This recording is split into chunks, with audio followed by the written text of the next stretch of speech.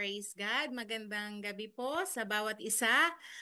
Muli po ay tayo ay magkakasama ngayong gabi para po mag-aral po ng salita ng Diyos dito po sa ating programang Tinig ng Pag-asa. Ako po ang inyong lingkod, Pastora Shekinah Alvarado, at ako po ay nagagalak na masamahan niyo po ako ngayong gabi pong ito. So, bago po ang lahat, ayan, kamusta po ang bawat isa? Ayan, kung nasaan man po kayo naroroon, yan, can you please comment po sa ating comment section kung saan po kayo nag-join sa atin. So, praise God po. I pray na ang bawat isa ay patuloy na nararanasan ang pag-iingat po ni Lord sa ating mga buhay, ang kanya pong kadakilaan at pag-ibig ay patuloy po nating ma-enjoy sa atin pong mga buhay. So, nasan man po tayo naroroon, dalangin ko po na patuloy po nating maranasan ang presensya po ng ating Diyos. So, again po, mapagpalang gabi sa bawat isa. Ayan, so tayo po ay magsimula muna sa atin pong maikling panalangin bago po tayo magtuloy-tuloy po sa ating pong pag-aaral po ng salita ng Diyos. Tayo pong lahat ay yumuko at pumikit. Tayo po ay manalangin. Dakilang Diyos Ama, salamat po sa pagkakataon pong ito na kami po, Panginoon, ay naririto sa inyo pong harapan. Kami po ay nagsusumamo, nagpapakumbaba at patuloy na hinihingi po ang iyong pagsama sa aming kalagitnaan. Bagamat physically po magkakahiwalay kami, pero po Lord, we have one heart, O God, na patuloy kang makita, makilala sa pamamagitan po ng iyong banal at buhay na makapangyarihang salita. At Lord, salamat po, patuloy na pagpalain niyo po ang bawat isa ng aking mga kapatid at magulang, nasaan man po sila naroroon. Lord, abutin mo po ang bawat isa ng iyong pag-ibig, ng iyong pagmamahal, ng iyong pong presensya. At Lord, salamat po sa mga salita mong aming pagbubulay-bulayan ngayon pong gabing ito. Ikaw ang patuloy na mangusap sa aming mga puso't kaisipan. Inaamin po namin na kung wala ka, wala po kami magagawa. Banal na Espiritu, ikaw po ang manguna sa amin. Iniaalay po namin sa inyo mga sandali pong ito. Patuloy na ikaw ang mapupurihan, mapaluguran, mabigyan ng karangalan. Salamat po sa banal at makapangyarihang dugo ng Panginoong Hesus na naghugas sa aming mga kasalanan, na naglulukob sa bawat isa sa amin, na walang tangka ng kaaway ang magtatagumpay dahil po kami ay binalutan mo na ng iyong kapangyarihan at ng banal at makapangyarihang dugo ng amin pong Panginoong Hesus. Salamat po, Diyos, sa ilamang lahat ng pagsamba, papuri at karangalan sa pangalan po ng aming Panginoong Hesus. Amen and amen. So muli po, mapagpalang gabi sa bawat isa. So ngayon pong gabing ito ay pag-uusapan po natin ang pagiging overcomer po natin. Amen. Sa pamamagitan po ng ating Panginoong Hesus. So pinamagatan ko po itong overcomer in Christ. Ayan, sa ating pong Panginoong Hesus, tayo po ay mananagumpay. So, sa ating pong J Blue family, this month of October po, we are hinihimay-himay po natin, patuloy po natin pinag-aaralan kung paano po tayo maging matagumpay sa ating pong Panginoon. Amen. So, samahan niyo po ako. Kung kayo po ay may mga Bible, pwede niyo pong buksan ang inyong mga Bible or sa cellphone po. Ayan. Sa 1 John 5 verse 4, isasama na rin po natin yung verse 5. Ano po? So sabi po dito, for every child of God defeats this evil world, and we achieve this victory through our faith. At sabi po sa verse 5, and who can win this battle against the world? Only those who believe that Jesus is the Son of God. So, sabi nga po sa salita ng Diyos, ang ating pong Panginoong Hesus ang nag-iisang bugtong anak ng Diyos Ama. Amen. Sabi nga po sa John 3:16, di ba po? That for God so loved the world that He gave His only begotten Son. So, ang Panginoong Hesus po ang nag-iisang anak ng Diyos. Pero, sabi nga po, because of our Lord Jesus Christ, na atin pong tinanggap sa ating mga buhay, tayo po ay tinawag din pong mga anak ng Diyos. Amen? We are children of God, now children of God because of our Lord Jesus Christ. Balik lang po tayo doon sa verse 5 na binasa lang po natin sandali. Sabi po doon, only those who believe that Jesus is the Son of God. So tayo po ay naniniwala at nananampalataya na ang Panginoong Hesus nga lang po ang tanging anak ng Diyos. Amen? At sa pamamagitan po ng Panginoong Hesus, na atin pong tinanggap sa ating mga buhay ay tayo din po ay tinawag na mga anak po ng Diyos. Amen. So sabi po sa Galatians 3 verse 26, makikita po natin dito, sabi po dito, for you are all children of God through faith in Christ Jesus. So, ayan nga po, sa pamamagitan po ng ating pananampalataya sa ating Panginoong Hesus, tayo po ay mga anak ng Diyos. Amen. So, kung tayo po ay lumaki na walang tatay, maari pong maaga pong umuwi kay Lord ang inyong mga tatay, o kaya po ay hindi po nyo nakasama sa inyong paglaki ang inyong tatay, ay meron po tayong tatay sa langit, ang ating Diyos Ama na nasa langit. Siya po ay ating dakilang ama, ang ating dakilang tatay. Amen. At tayo po ay kanyang mga anak sa pamamagitan po ng Panginoong Hesus. Ayan. At sabi nga po dito, for every child of God, sa verse 4 po ulit na ating binasa kanina ng 1 John 5, verse 4, for every child of God defeats this evil world.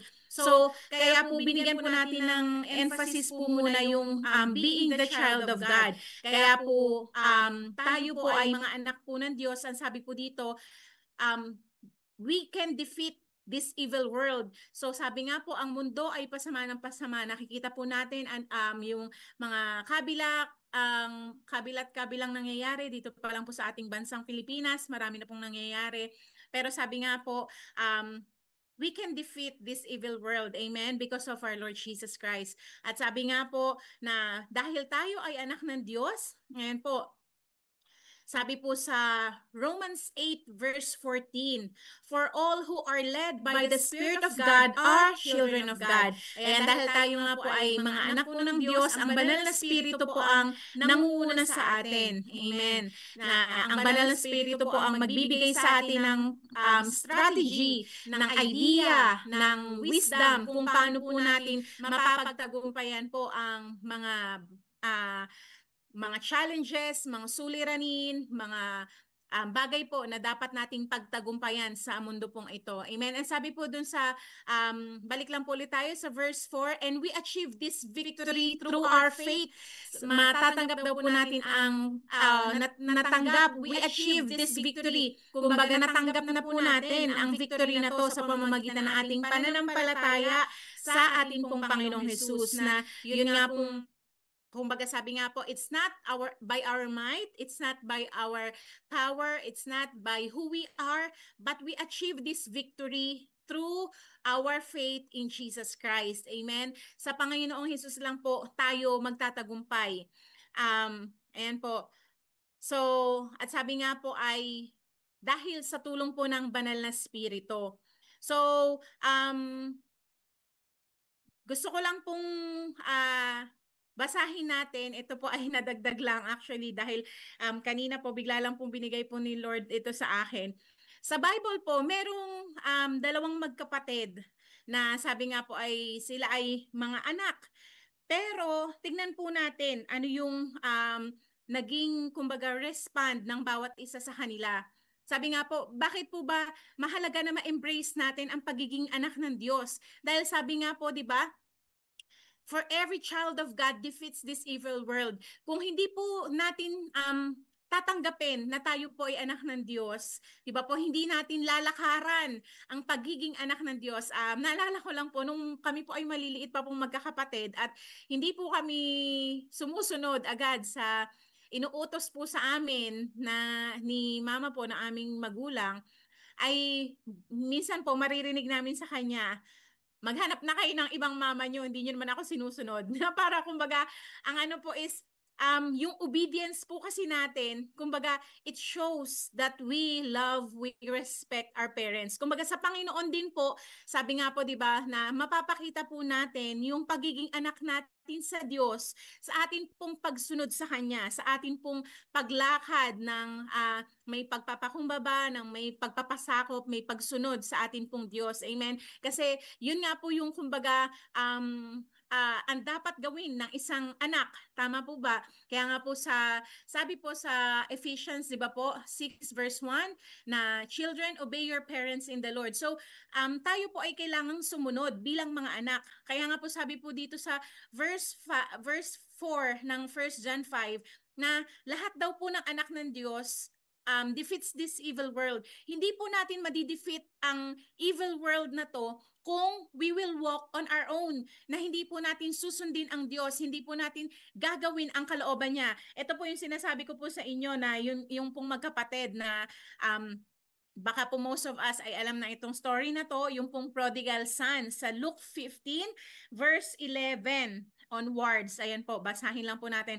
Na makikita po natin dito, na yun nga po, may dalawang magkapatid.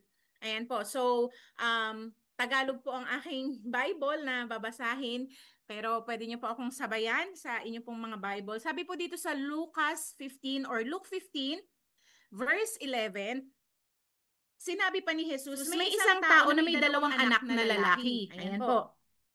Sinabi sa kanya ng bunso, Ama, ibigay na po ninyo sa akin ang mamanahin ko.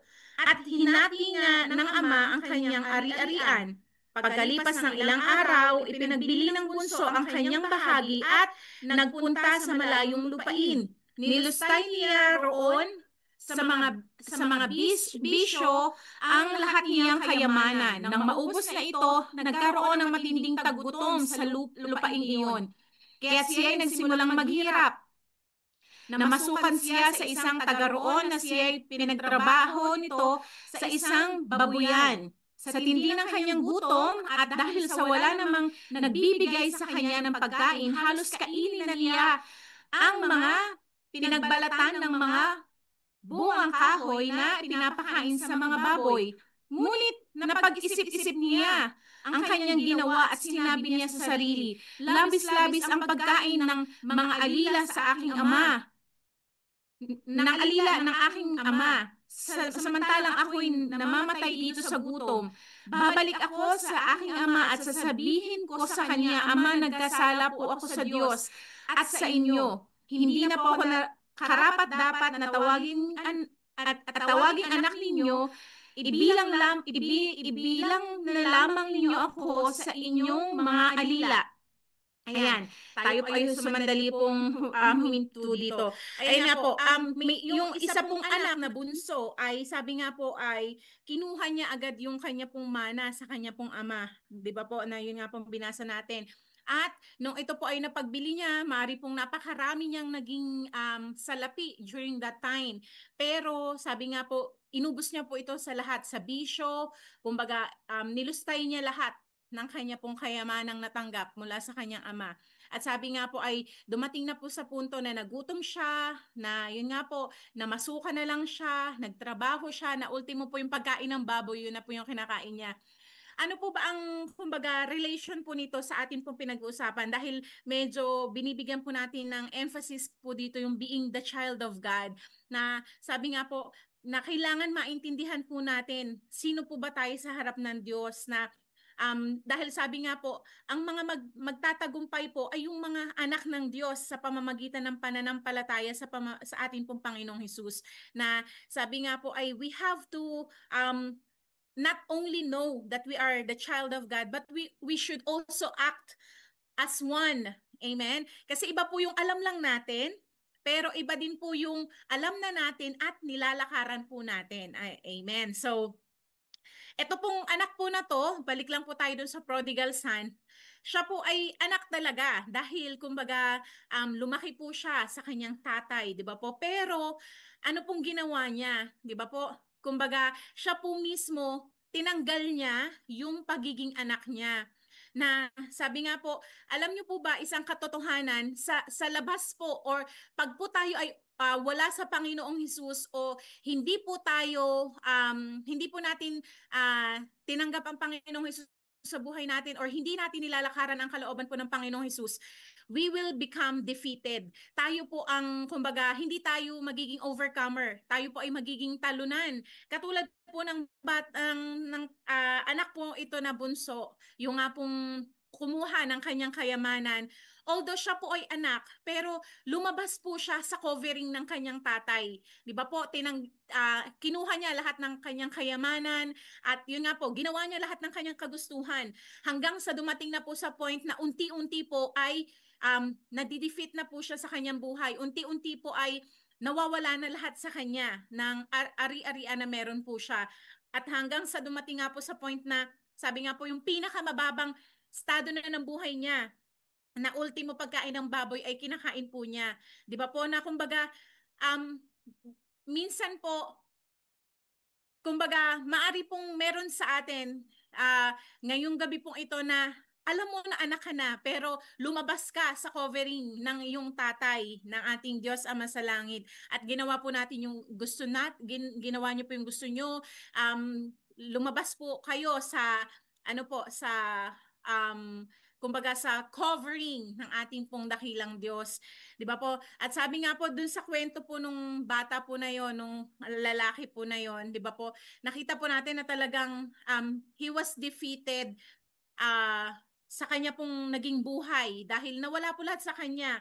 Pero yun nga po, ang kagandahan po dito na-realize niya. Nasabi niya nga po, 'di ba po, dun sa verse 17, sabi niya po dito, ngunit napag-isip-isip niya na ang kanyang ginawa at nasabi sa sarili niya, labis-labis ang pagkain ng mga alila ng aking ama, samantalang ako'y namamatay dito sa gutom.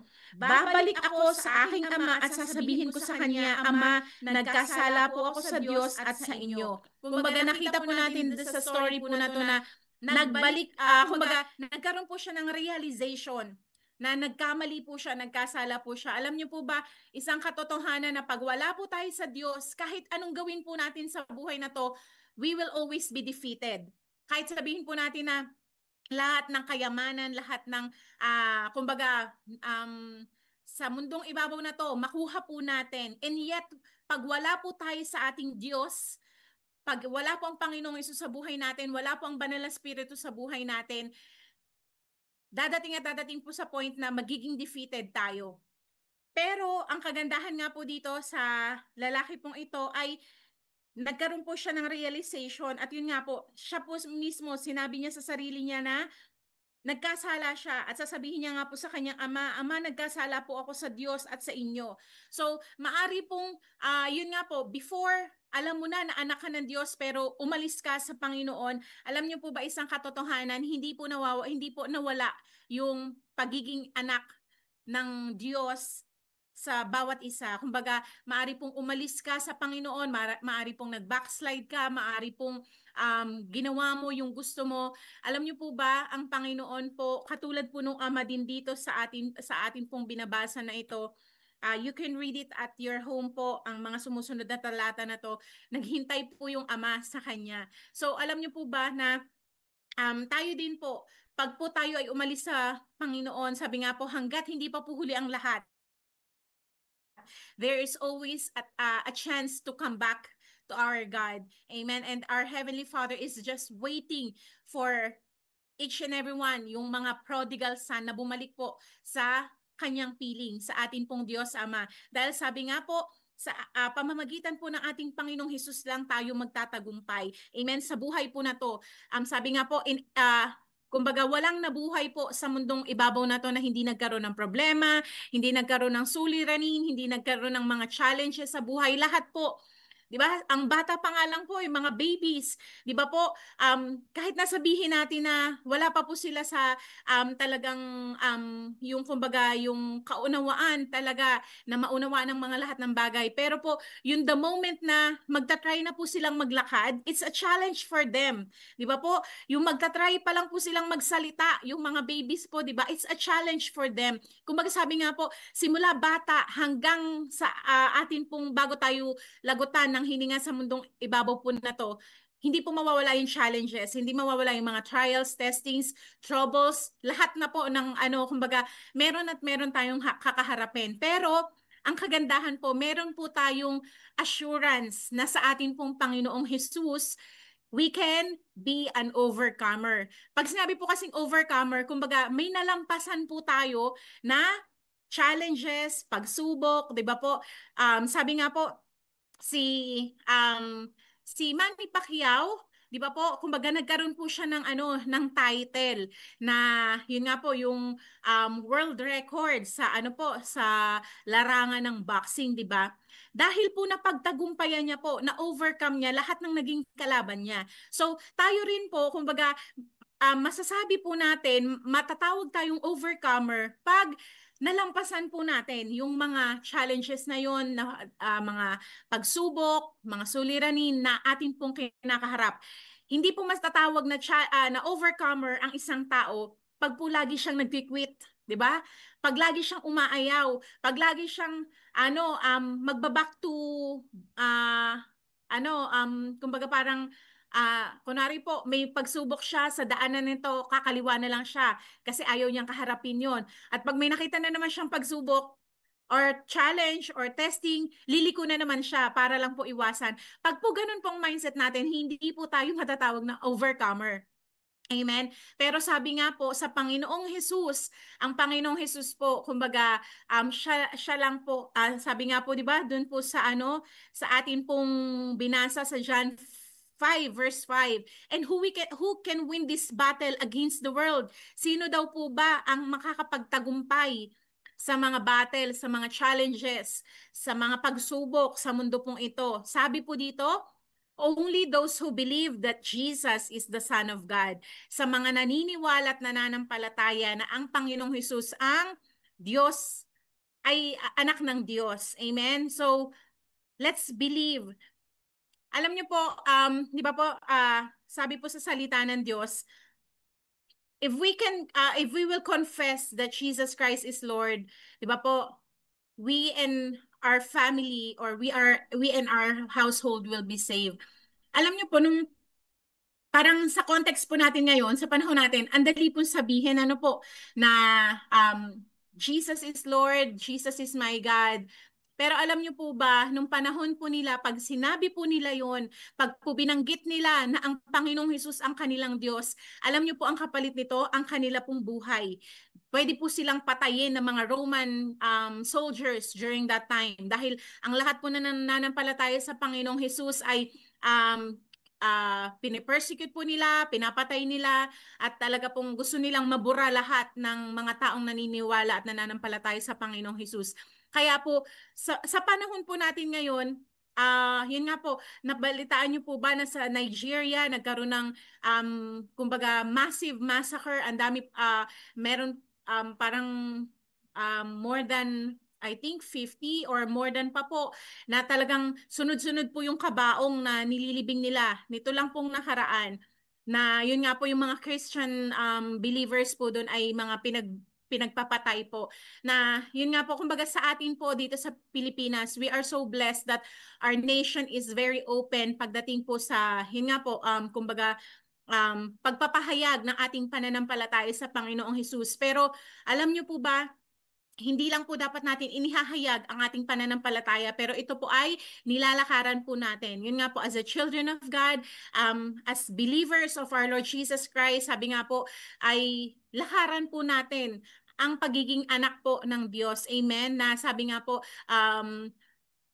we have to be the light and the salt of this world, na hindi po natin itatago na tayo po ay Kristiyano, na tayo po ay nananampalataya at naniniwala sa Panginoong Hesus. At sabi nga po na pag po ang Panginoong Hesus ang naghari sa ating mga buhay, tinanggap po natin siya sa ating mga buhay, hindi lang po natin siya kino-confess na Lord, you are my God, you are my Lord, pero po hinahayaan natin siya na maging Diyos at Panginoon po talaga ng ating mga buhay.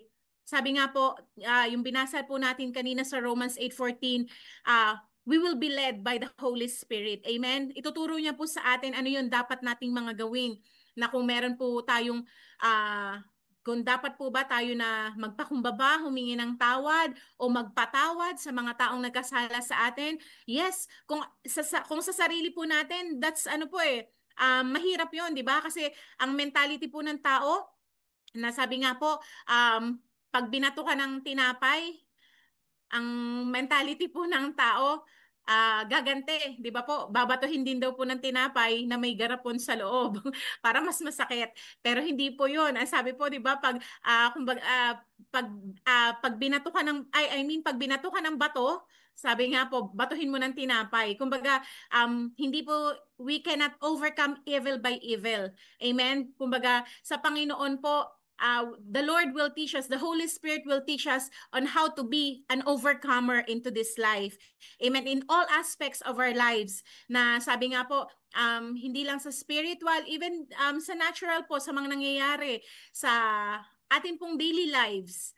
Amen. Kumbaga, the Lord is very, sabi nga po ay, um, He knows what's happening in our lives every day. At gusto po ng Panginoon na maging overcomer po tayo sa pang-araw-araw po natin ng ating mga buhay. Ayun nga po, katulad nung nabanggit po natin kanina, yung prodigal son, di ba po? Nung umalis po siya sa kanyang tatay, ay talaga pong naranasan po niya lahat ng kahirapan, lahat ng sufferings, kumbaga, na dapat na hindi niya maranasan. Tayo po, kumbaga, hindi po sinasabi ng Panginoong Hesus na pag tinanggap po natin siya sa buhay natin ay hihiga na lang po tayo sa bed of roses, na wala pong pagsubok. No.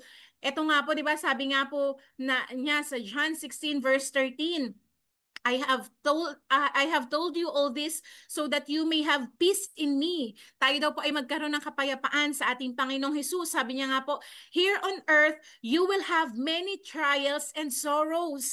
Ang Panginoong Hesus po, kumbaga, sinasabihan niya po ang mga alagad niya during that time. At tayo din po in our time, sabi nga po sa mundo daw pong ito, magkakaroon po tayo ng maraming trials and sorrows. Hindi po laging rejoicing time, happy time, celebration time.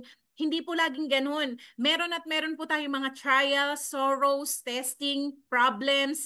Sabi nga po, pero ano pa sabi ng Panginoong Hesus dito? But take heart because I have overcome the world. Or be of good cheer, sabi po ng Panginoong Hesus, because I have overcome the world. So, ang Panginoong Hesus po mismo, napagtagumpayan niya po ang mundong ito. Amen? Kaya po sa Panginoong Hesus, tayo rin po ay magtatagumpay. Kumbaga, if we are in the umbrella of our God, hindi po tayo lalabas sa kanya pong kumbaga kalinga, sa kanya pong pagmamahal.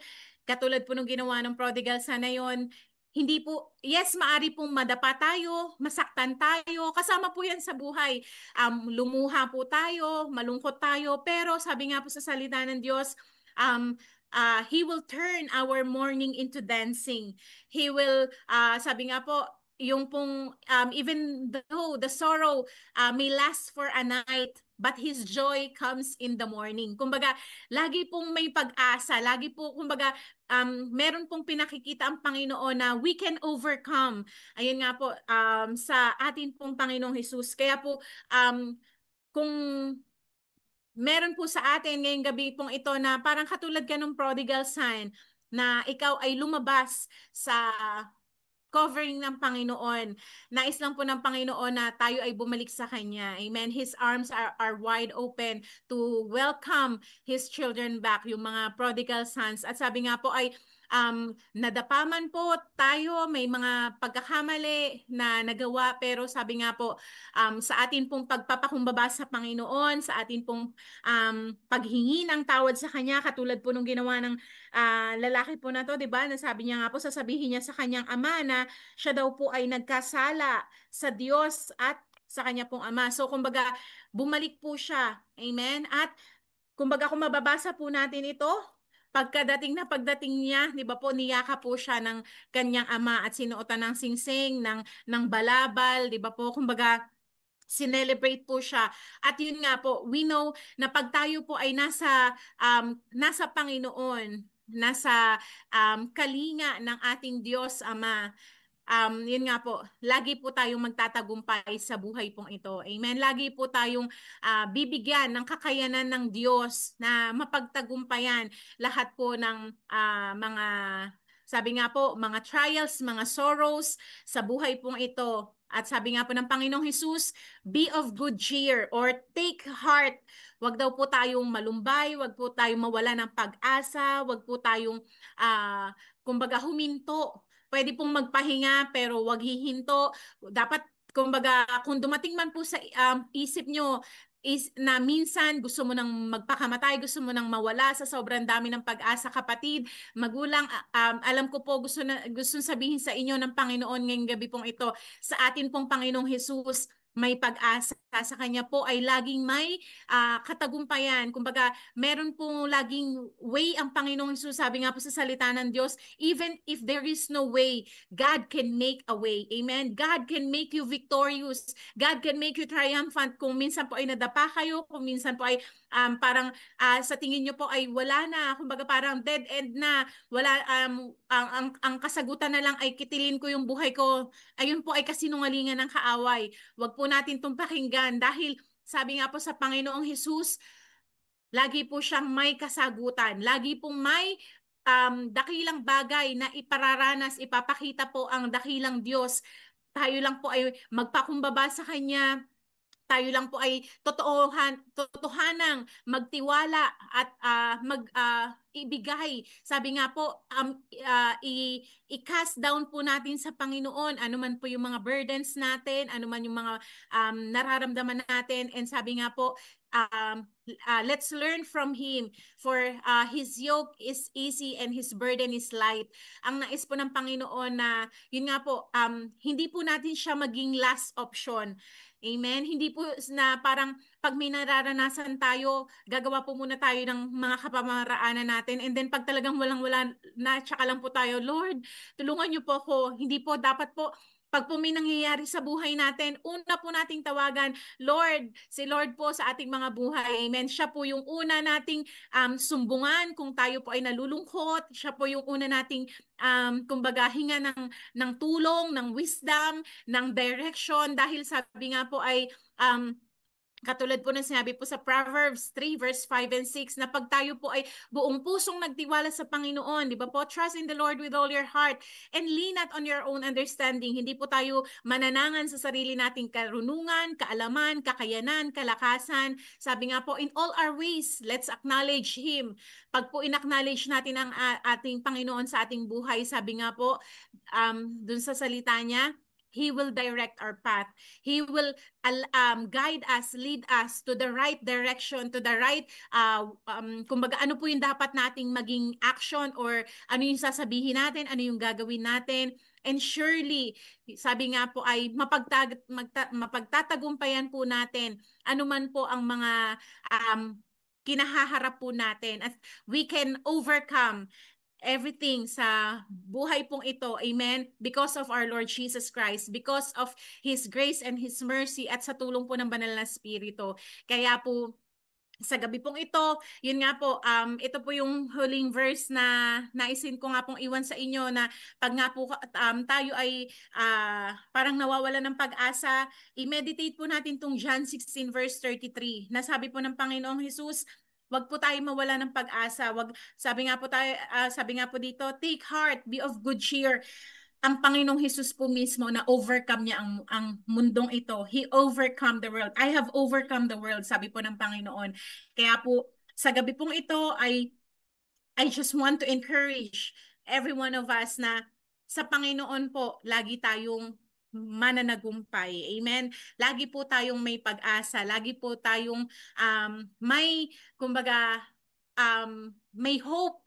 Meron po tayong, kumbaga, kahit hindi pa po natin nakikita, whatever what will happen mamaya po, bukas, sa isang araw, pero sa Panginoong Hesus po, if we will just trust Him with all our hearts, if we will just put our faith, our whole trust sa Kanya, ano man po ang mangyari, we know and we believe that we will always be overcomer in Christ. Amen? Sa Panginoon po, laging may katagumpayan. So, purihin po ang Panginoon ngayong gabi pong ito.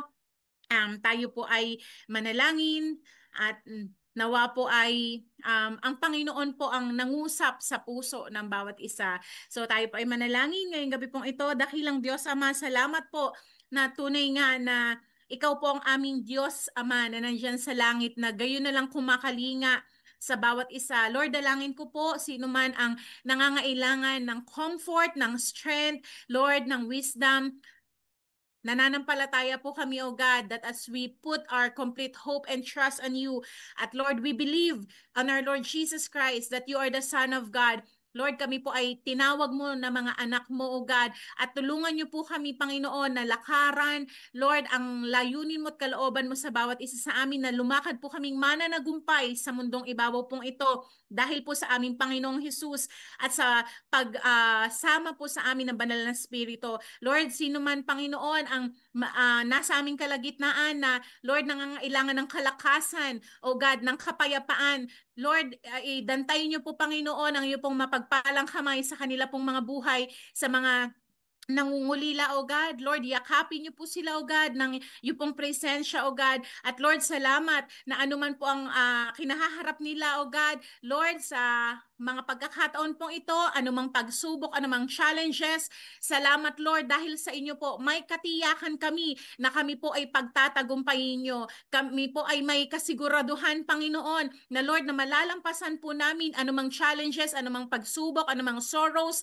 Lord, trials, O God, na amin pong kinahaharap na ito. Salamat po, Panginoon, dahil Lord, ikaw po ang aming katagumpayan. Sinabi mo nga po, Panginoon, sa iyong salita na kami po ay magkaroon ng pag-asa. We should be of good cheer. We should take heart because you have overcome the world. You have overcome everything, Panginoon, at sa inyo po kami rin ay magtatagumpay. Lord, pagpalain niyo po ang aking mga kapatid at magulang na nakasama ko sa mga sandali pong ito at anuman po ang kanilang mga dalangin.